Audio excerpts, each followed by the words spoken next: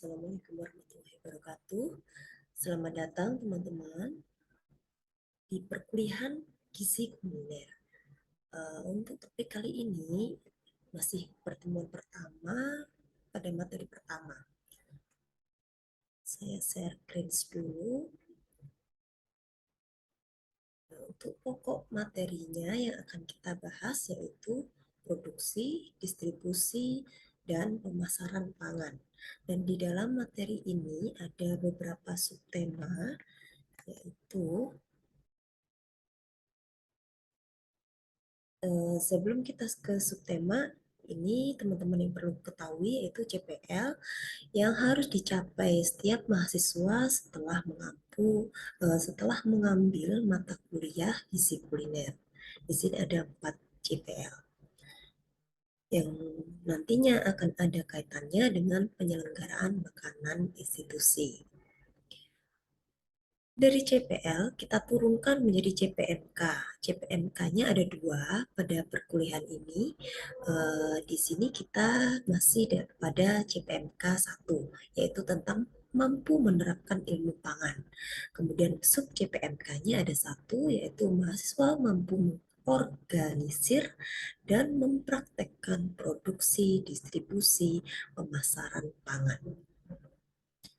Nah, ini adalah submaterinya, ada 5, yaitu yang pertama tentang pengantar gizi kuliner, yang kedua ada bumbu, kemudian yang ketiga ada teknik memasak, yang keempat adalah macam-macam masakan Nusantara dan juga masakan internasional. Yang kelima ada standar resep dan modifikasi resep. Dan di pertemuan kali ini kita akan membahas tentang 3 submaterinya, yaitu pengantar gizi kuliner, bumbu, dan juga teknik memasak. Gizi kuliner, dari kata kuliner, kuliner ini kalau di dalam kamus bahasa Inggris, ini katanya adalah kulineri. Kulineri itu bagian kegiatan yang terdapat di dapur atau yang kita sebut dengan memasak. Dan kulineri juga bisa diartikan yaitu segala sesuatu yang dilakukan dengan cara memasak atau segala sesuatu kegiatan yang ada di dapur.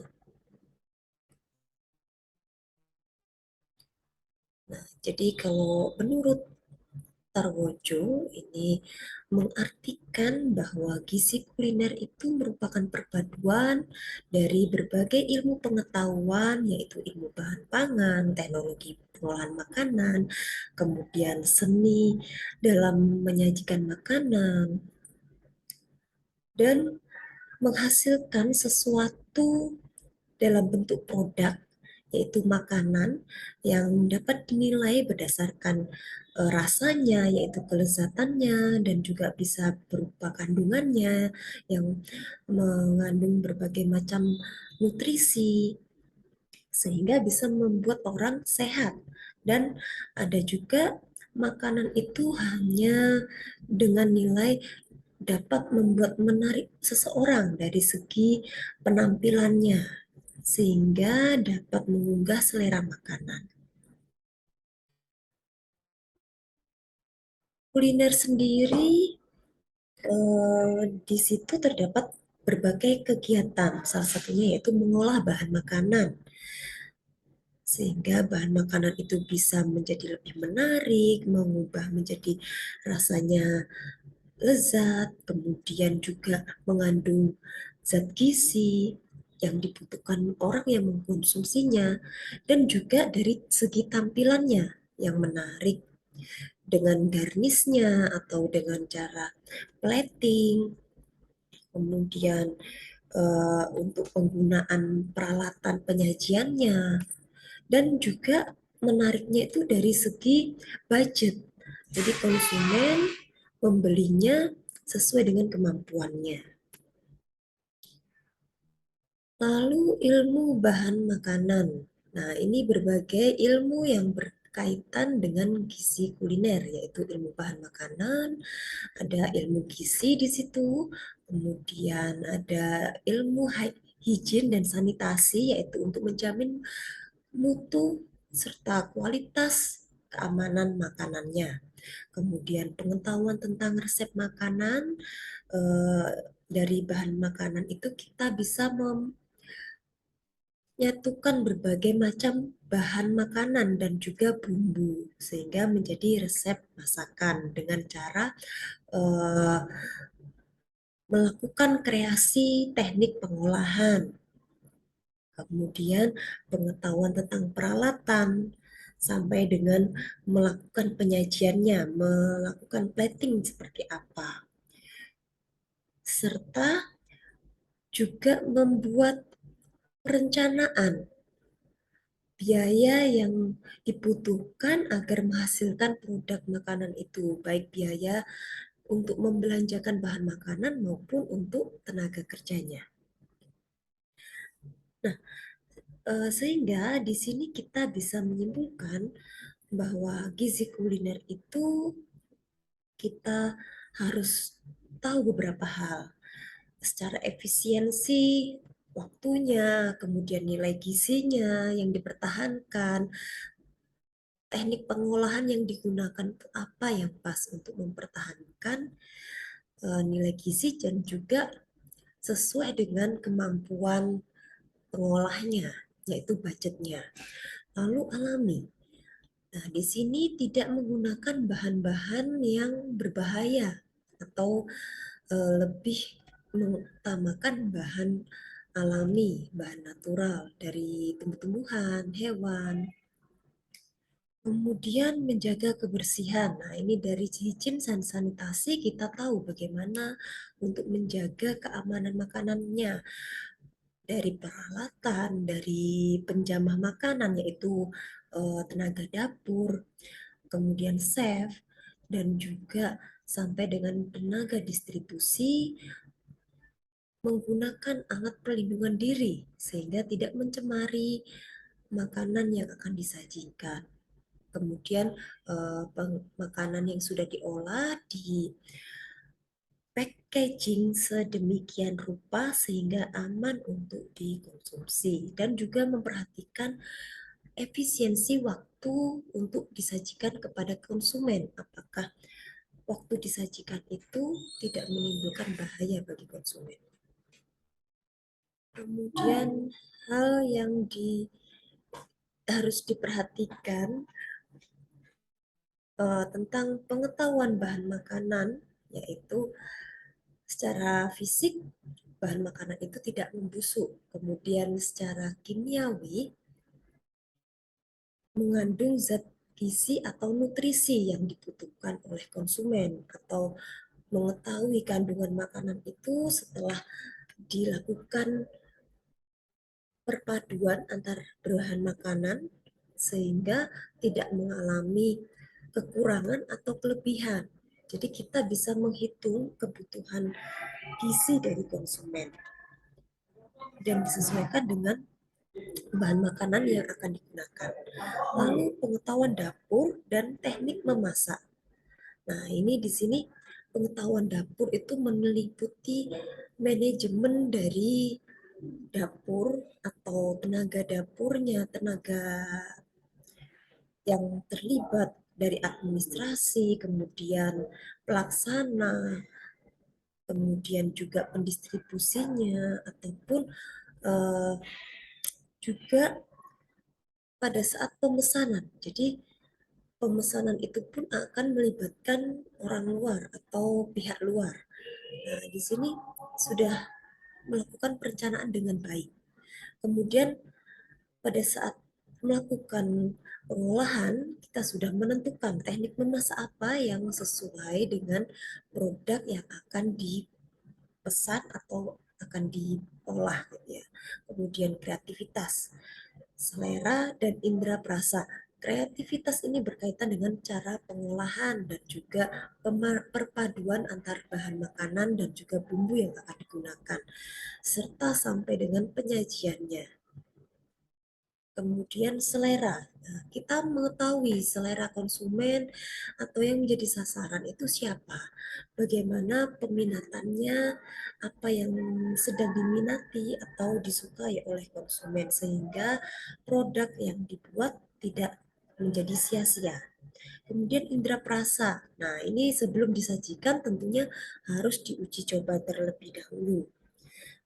Sampai di mana tingkat diterima produk tersebut sehingga bisa dikatakan lezat atau enak atau sesuai dengan selera konsumen. Jadi harus ada tester terlebih dahulu sebelum didistribusikan atau diproduksi secara besar ataupun diproduksi untuk disajikan pada konsumen. Nah, di sini peranan dari beberapa tenaga yang terlibat di dalam kuliner, yaitu ada pelaku atau produsen, ada konsumen. Produsen itu bisa dalam perusahaan tingkat besar atau industri pangan ataupun untuk pelaku itu sebagai distribusi saja, dia menjual makanan itu saja. Namun makanan tersebut adalah dipesan dari produsennya atau dari pabriknya atau dari suatu catering. Nah, jadi kuliner itu melibatkan berbagai macam atau ada kelompok pengelompokan jasa boga. Kalau kita menyebutnya adalah jasa boga untuk memproduksi atau melayani makanan atau kita sebut juga dengan food service. Nah, selanjutnya adalah jenis kegiatan di masyarakat.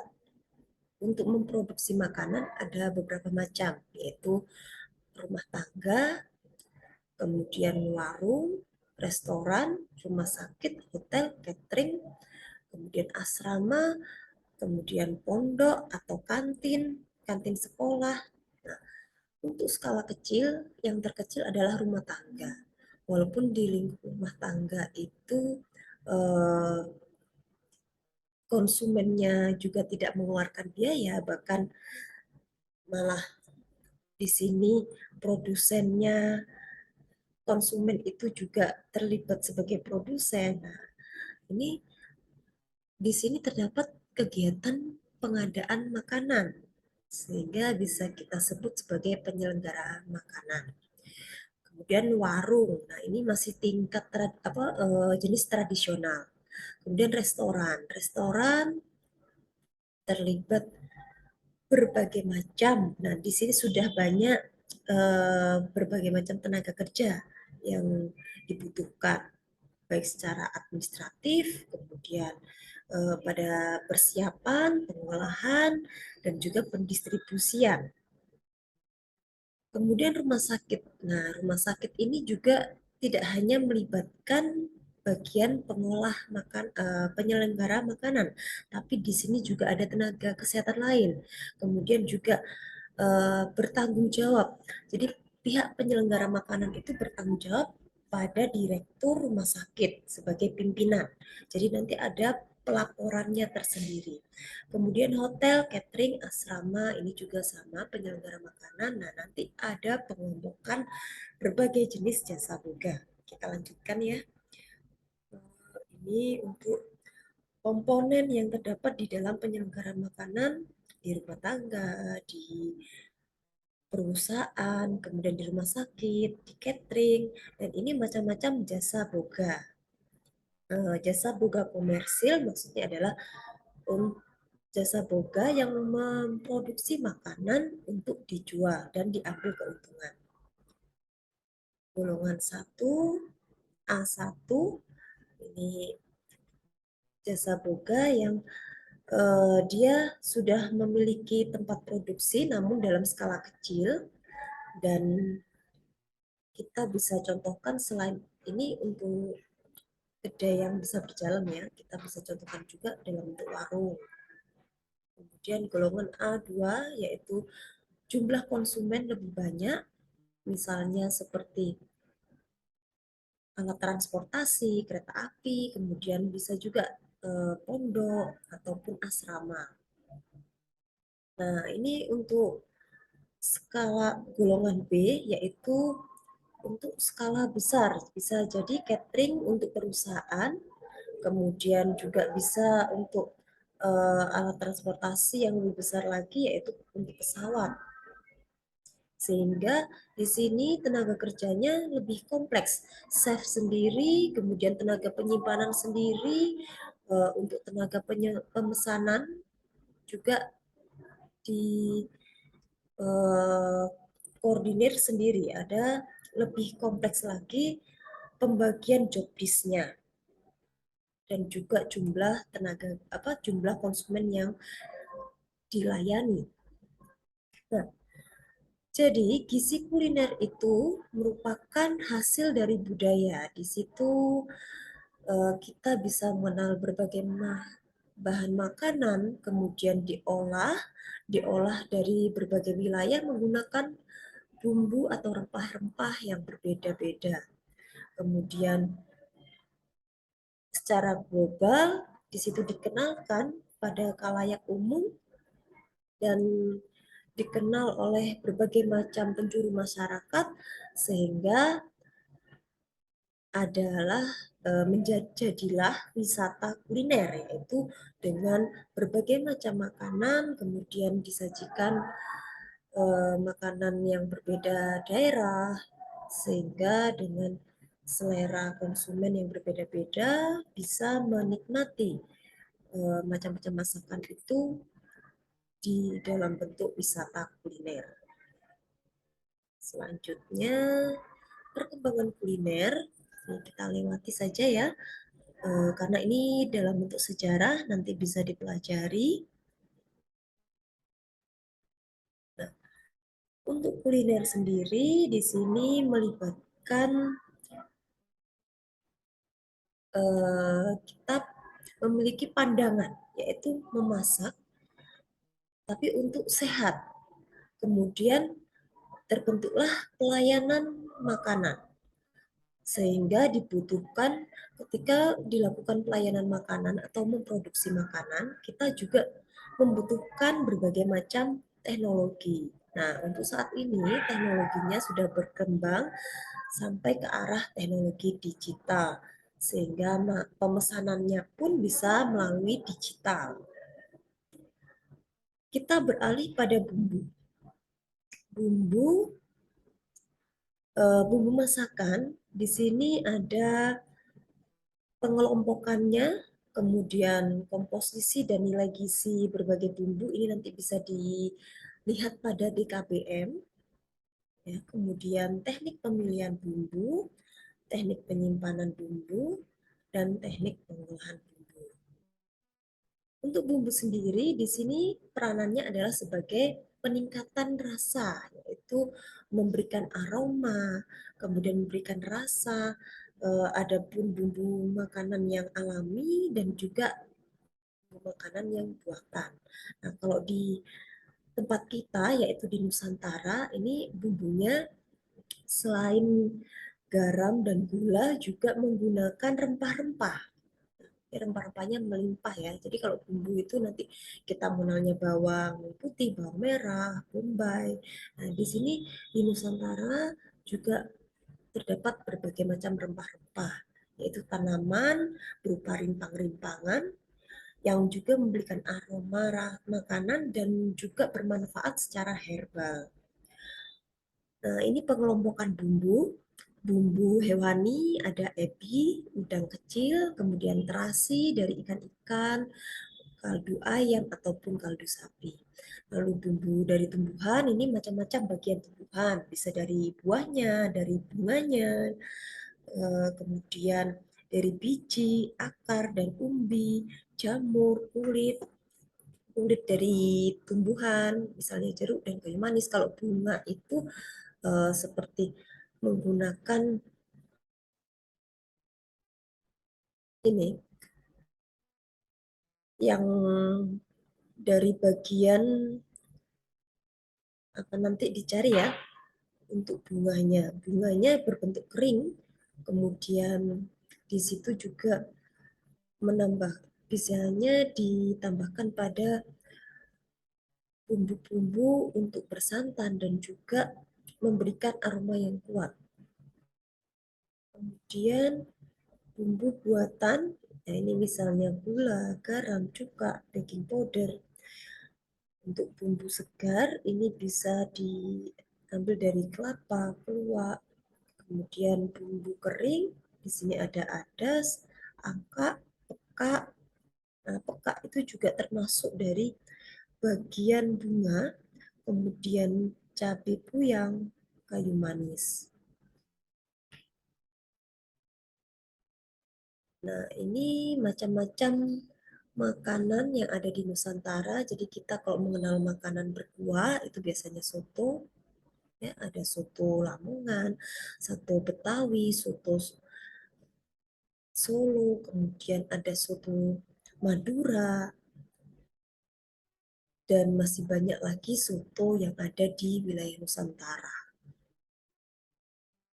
Kemudian fungsi dari bumbu, nah, tadi sudah kita bahas ya, yaitu memberi rasa dan aroma pada masakan. Selain itu juga memberikan warna, misalnya kunyit, kemudian cabai, lalu juga lada hitam. Selain itu juga meningkatkan selera makanan. Dari aromanya, dari rasa, pasti akan berbeda jika bumbu itu yang digunakan hanya gula dan garam atau menggunakan kecap saja. Lalu juga mengawetkan makanan. Nah, dari tambahan garam dan juga gula itu juga menurunkan tingkat pertumbuhan bakteri sehingga makanan itu lebih awet. Misalnya pada ikan asin, kemudian ebi, lalu juga pada manisan yang ditambahkan gula. Kemudian sumber fungsional food. Nah, di sini selain bumbu itu memberikan rasa aroma, dia juga mengandung antioksidan. Antioksidan berbagai macam ya. Ada flavonoid, kemudian ada uh, masih banyak lagi. Jadi antioksidan itu fungsinya adalah untuk menurunkan kolesterol atau sebagai anti diabetes, kemudian juga digunakan sebagai anti kanker atau menurunkan radikal bebas. Selain bumbu alami, kita juga mengenal tentang penyedap rasa, yaitu MSG. Nah, selain penyedap rasa yang buatan MSG, kita biasanya menggunakan penyedap rasa itu yaitu dengan gula dan garam.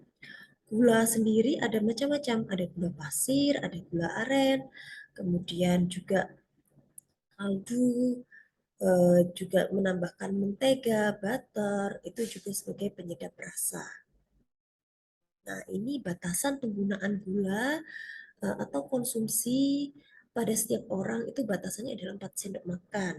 Kemudian untuk garam 1 sendok teh setiap hari, dan untuk lemak atau minyak yang kita gunakan itu harusnya tidak lebih dari 5 sendok makan.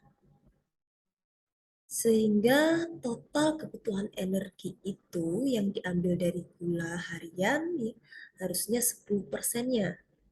Jadi dari gula yang digunakan untuk bumbu masakan, gula ini juga termasuk pada minuman. Sehingga juga gula yang terdapat pada kudapan itu nanti menjadi energi, kalorinya berapa, dan juga yang perlu diperhatikan ketika seseorang sudah teridentifikasi termasuk dalam diabetes, perlu mengurangi penggunaan gula sederhana, itu dengan mengganti pemanis rendah kalori. Garam dapur. Nah, garam dapur ini tadi ada batasannya, yaitu 1 sendok teh. Kalau mengkonsumsi makanan tanpa garam dapur, itu untuk orang yang tekanan darahnya lebih dari 160. untuk sistoliknya, dan diastoliknya lebih dari 100 mm Hg. Kemudian untuk setengah sendok teh garam dapur, ini kandungannya adalah 600-800 mg natrium, itu diperuntukkan untuk seseorang dengan tekanan darah sistoliknya antara 140 sampai 159 mm Hg, dan juga diastoliknya antara 90 sampai 99 mm Hg. Kemudian 1 sendok teh garam dapur antara 1000 sampai 1200 mg natrium kandungan dari 1 sendok teh garam dapur. Ini diperuntukkan seseorang dengan tekanan darah sistolik antara 120 sampai 139 mm Hg, dan diastoliknya tidak lebih dari 80 sampai 89 mm Hg. Kalau kita memperhatikan untuk label gizi, natrium atau sodium ini yang ada pada setiap makanan setidaknya ada 2 gram, kemudian 10 gram. Kalau 10 gram itu sudah melebihi dari 1 sendok teh. Nah, ini harusnya diperhatikan ya nantinya. Kalau 1 sendok teh itu kan sama dengan 5 gram. Nah, selanjutnya kebutuhan lemak. Lemak kita dapatkan dari minyak kelapa, dari santan, atau dari kelapa parut, kemudian juga dari kelapa yang diambil dari biji-bijian, kelapa wijen, kemudian minyak zaitun. Selanjutnya bisa juga dari kelapa, dari minyak yang didapatkan dari bawang, dan mentega ataupun margarin itu juga mengandung lemak, sehingga dari batasan itu nanti kita bisa gunakan URT yang batasan penggunaannya adalah 5 sendok makan per orang setiap hari. Vetsin. Nah, vetsin ini cenderung mengandung sodium. Garam sodium dari asam glutamat. Asam glutamat sendiri adalah asam amino yang non-esensial. Di sini terdapatnya pada tomat, keju, jamur, nasi, sayur, dan buah. Sehingga adapun pengganti vetsin kita bisa menggunakan yang alami yaitu tomat, kemudian bisa juga menggunakan keju atau jamur, dan juga sayur-sayur dan buah-buahan yang lain. Kalau sayur misalnya adalah pemikir atau seledri, maaf, dari sayur kita bisa gunakan seledri misalnya. Kemudian untuk buah-buahan kita bisa gunakan tomat. Oke. Selanjutnya adalah teknik memasak. Teknik memasak,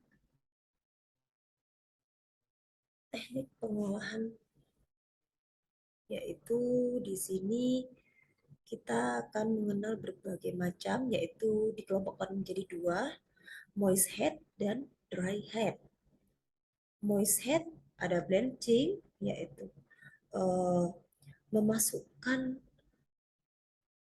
bahan makanan ke dalam air yang mendidih, kemudian boiling, merebus, atau kita sebut dengan merebus. Boiling dan simmering ini hampir sama. Kalau simmer itu biasanya menumis ya, jadi masih ada sedikit air yang ditinggalkan. Kalau boiling benar-benar merebus, masih tersisa banyak air. Kemudian stewing. Stewing ini biasanya untuk memasak rawon, membuat kari gitu ya. Kemudian double boiler. Kita memanfaatkan air panas itu untuk melelehkan,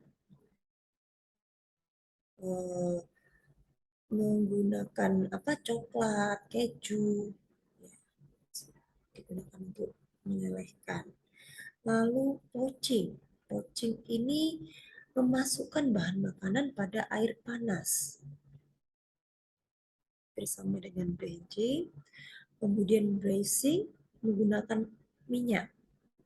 Nah, ini biasanya memasak rendang, kemudian membuat apa dendeng. Ya. Selanjutnya adalah Ben Mary. Ben Mary atau Ben Mary.